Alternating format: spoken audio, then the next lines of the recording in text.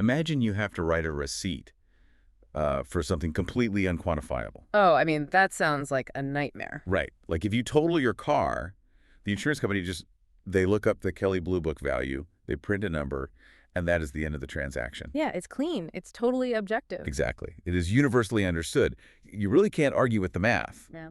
But what if you had to write a receipt for a relationship? Wow. Yeah, how do you even begin to do that? You can't, right? How do you put a dollar amount on the loss of parents' guidance or, the lifelong companionship of a spouse? You definitely can't just look that up in a ledger. No, you can't. And yet every single day, our legal system is forced to try and put a price tag on human life and human grief. It really is. It's one of the most complex and honestly murkiest environments in our entire civil justice system. So today, for you listening, we are pulling apart a policy white paper from a group called the Accountability Gap to see exactly how courts attempt this impossible math. It's a fascinating read. The paper is titled The Functional Boundary Between Compensatory and Punitive Damages. And our mission for you on this deep dive is to explore what happens when those lines of justice blur. Specifically, what happens when a jury decides to use that impossible math to secretly punish a defendant. Instead of just compensating a victim. Exactly. But to set the stage for you, we have to look at a very specific, very heated central conflict happening right now in the legal world. Right, the Florida Statute. Yes. So for over 3 decades, there has been this law on the books in Florida. It's Statute Section 768.21, specifically subsection 8. And it's incredibly controversial. It is. For years, this statute has effectively blocked certain families from seeking what are called non-economic damages in wrongful death cases caused by medical negligence. Right, specifically when the case involves adult decedents. Yeah. And currently, there's a massive legislative and public push to repeal this exception, to give these families access to the courts. And just to be clear, for everyone listening, looking at the passions on both sides of this, our goal today isn't to play judge or jury. No, definitely not. We are not taking a political side here. Right. We're just here to objectively examine the architectural stress test that this white paper proposes.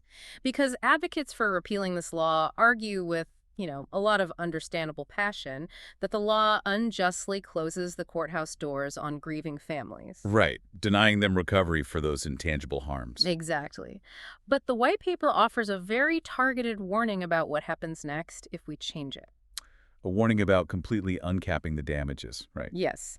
It argues that if you just completely uncap non-economic damages for everyone without any new parameters, you actually risk breaking the foundational rules of Florida tort law. Okay, let's unpack this. Because to understand why uncapped damages could theoretically break the system, we first have to understand the underlying mechanics of how the law categorizes money awarded in lawsuits. Right, the structure of damages. There are essentially 3 buckets. 3 buckets. Okay. Look, I think we all know what economic damages are.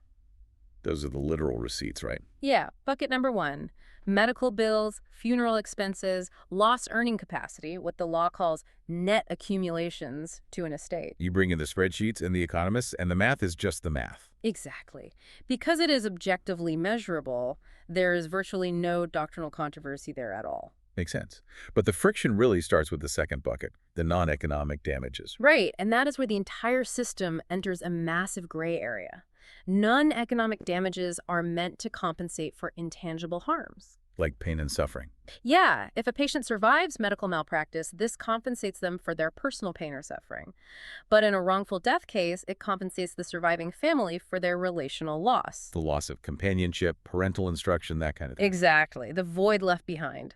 And the paper cites a really interesting past ruling which openly acknowledges a terrifying reality for the legal system, Which is that there is simply no objective market value for human relationships. right. How could there be? There can't. And because of that, juries are given massive, almost completely unchecked discretion to turn emotional devastation into a financial figure. Okay, so if economic damages are the receipts and non-economic damages cover the emotional toll with, like, incredible leeway, what happens when a jury isn't just sad for the family, but they're absolutely furious at the doctor? That's the big question. Like, where does that anger go legally? Well, legally, that anger is supposed to be directed into an entirely separate third category. Bucket number 3, punitive damages. Okay, so the penalty flag bucket. Exactly. Unlike the first two categories, which are compensatory and meant to make the plaintiff as whole as possible, punitive damages exist for an entirely different reason. They're purely to punish. Right. The paper points to legal precedent establishing that punitive damages are designed purely to punish wrongful conduct and to deter future misconduct. So they aren't about the victim's loss at all. Not at all. They are entirely focused on the defendant's bad behavior. It's kind of like varying levels of security clearance, right? Like the system is designed with different vaults. Oh, I like that analogy. Yeah. Right. So if you want to access the compensatory vault to make a family whole, you use a standard ID badge. But if you want to access the punitive vault, if you want the state to actively punish a citizen or a business, you can't just swipe a badge. Right. The state requires, like, retinal scans and a biometric passcode. Exactly. But if juries already have massive discretion for non-economic damages, why do punitive damages even need their own vault? Well, what's fascinating here is how strictly the law enforces those different security clearances. It all comes down to the burden of proof. Yeah, break that down for us. So for economic and non-economic compensatory damages, you only need to prove your case by a preponderance of the evidence. Which means what exactly? It simply means more likely true than not. If you can convince the jury you are 51% correct, you win. Just 51%. That's a pretty low bar. It is. But punitive damages are classified as an extraordinary remedy. Florida law demands clear and convincing evidence of intentional misconduct or gross negligence. Ah, so that's the retinal scan. Exactly. You have to prove the healthcare provider didn't just make a tragic mistake, but acted with a reckless disregard for human life. And you must prove it to a much higher degree of certainty than that baseline 51%. Here's where it gets really interesting. Because if those standards are so different, what happens when a jury decides to bypass the biometric scanner entirely? And that is the exact doctrinal crisis the authors are warning about. They call it functional overlap. Functional overlap, meaning the buckets spill into each other. Yes. Because non-economic damages are entirely subjective, if they are completely uncapped, juries can use them to express moral condemnation. So they secretly punish the defendant. Exactly. Yeah. The paper actually references some legal scholars who study the economics of tort law, and their research notes that large compensatory awards very often secretly reflect deterrence objectives. They want to send a message. Right. One scholar cited in the text even calls pain and suffering damages the irrational centerpiece of the tort system. The irrational centerpiece. Yeah. Wow. That implies the whole system is revolving around something it can't even define. Yes, and it revolves around it with massive financial weight. Because there is no objective yardstick, verdicts can fluctuate wildly based on the emotional temperature of the courtroom rather than the facts of the negligence. Okay, let me distill this to see if I'm tracking the real-world asymmetry this creates. Go for it. Let's imagine you have two different juries looking at two different wrongful death cases. Okay. In both cases, the physical outcome is identical. A patient died due to a surgical error.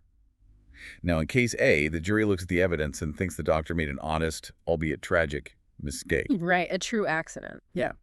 They want to compensate the family for their relational loss, so they award $1 million in non-economic damages. Makes sense. But in case B, the jury is outraged. They see a doctor who is sloppy, arrogant, maybe cutting corners. They are furious. So for the exact same physical injury death, they award the family $10 million for their non-economic loss. And that right there is the exact asymmetry the white paper is highlighting. Because the jury in case B is functionally punishing the defendant, aren't they? Absolutely.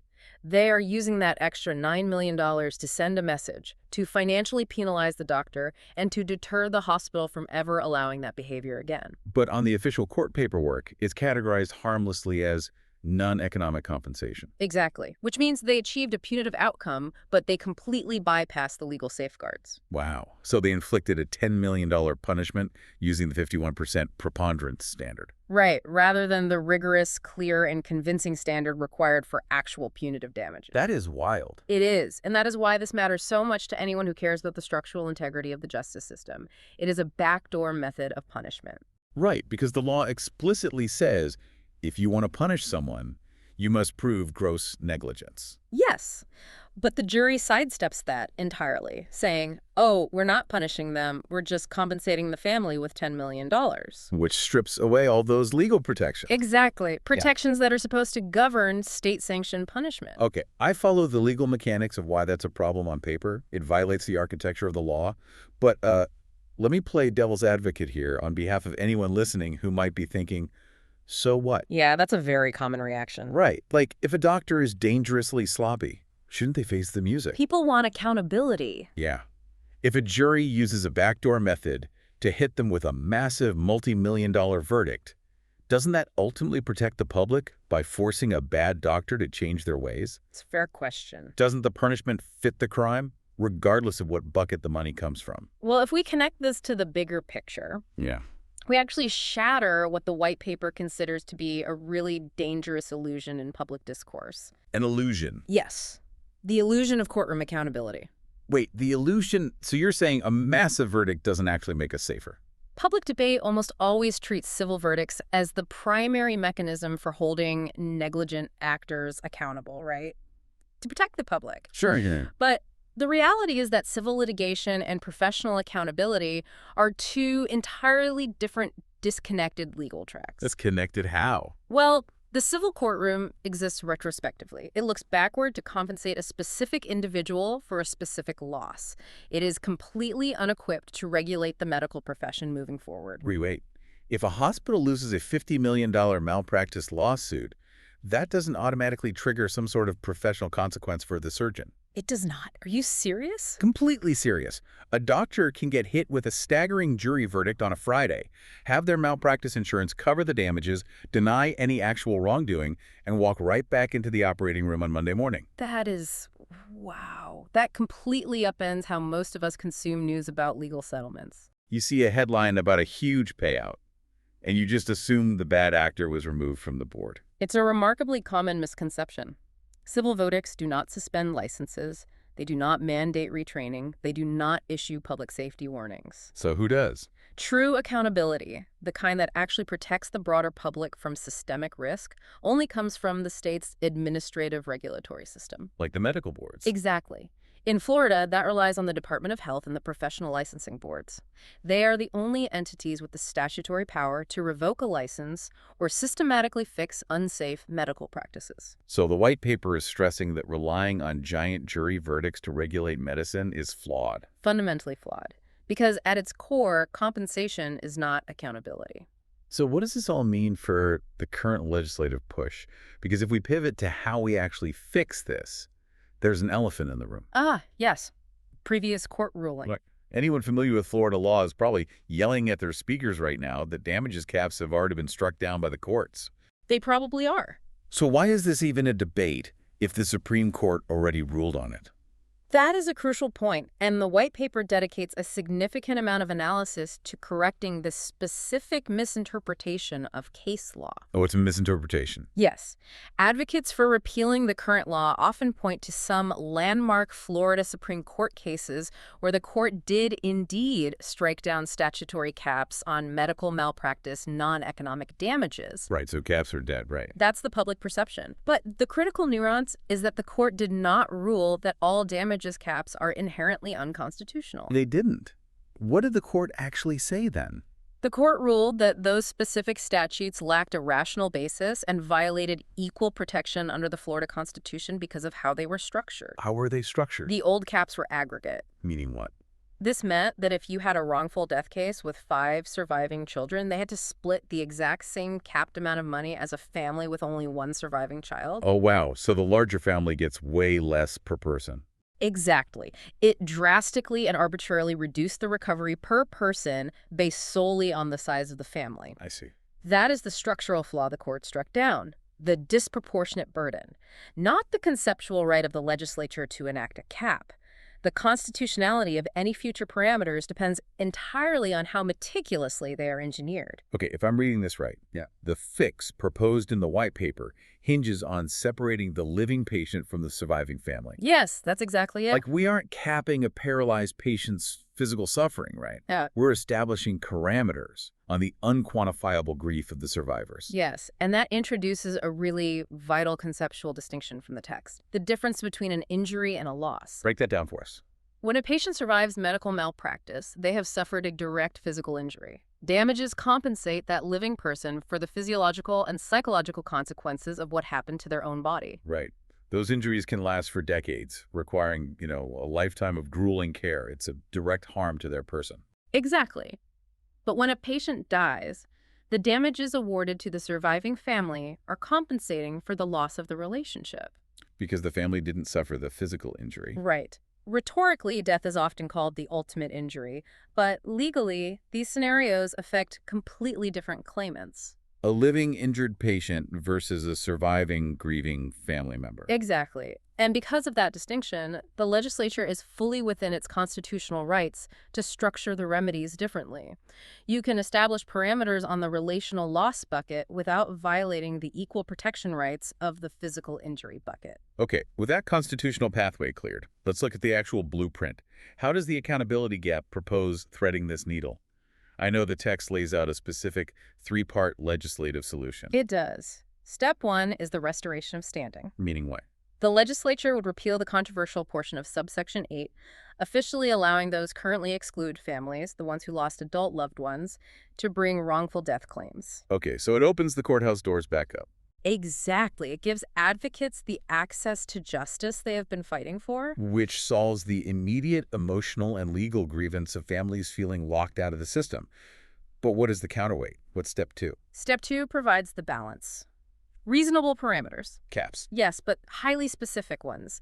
The legislature would establish clear limits on non-economic damages specifically for relational loss in these wrongful death cases. Crucially, leaving the surviving patient's damages alone. Exactly. It only puts a ceiling on the subjective relational loss to prevent that functional overlap we discussed earlier. It removes the jury's ability to secretly punish a doctor with a $10 million relational loss award. Right. And then step 3 ensures the real punishment mechanism stays intact. So what's step 3? Preservation of safeguards. The strict, clear, and convincing standards for actual punitive damages remain entirely untouched. I see. If a family truly believes a doctor was grossly negligent, reckless, or intentional and deserves to be punished by the state, they can still sue for punitive damages. But they must prove it using the higher security clearance. Exactly. They have to use the front door, facing the proper legal scrutiny, rather than sneaking a punishment through the back door of emotional compensation. So, summarizing this for you listening, this proposed reform really is an attempt to stabilize the entire architecture of tort law while still answering a call for empathy. It really is. It restores fairness and access to the courts for grieving families who have been sidelined for decades.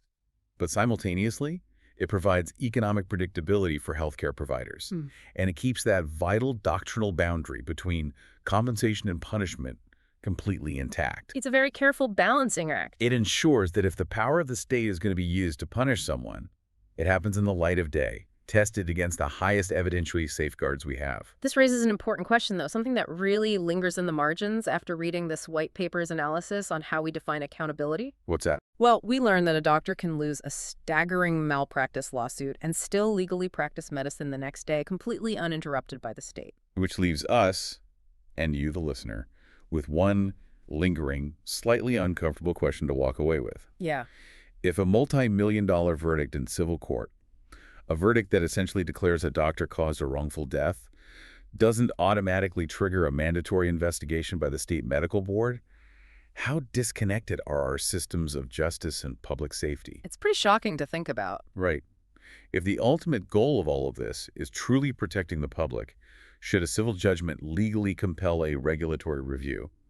We spend all this time arguing over how to appraise a relationship and how to fill out that impossible receipt for grief in a courtroom. When maybe we're missing the bigger picture. Exactly. Maybe the deeper question is why the courtroom is the only place we're demanding accountability in the first place. Thank you so much for joining us on this deep dive. We hope it gave you a new lens to view these complex issues and a better understanding of the invisible machinery working behind the scenes of our legal system. Keep questioning the hidden structures of the rules that govern us, and we'll see you next time.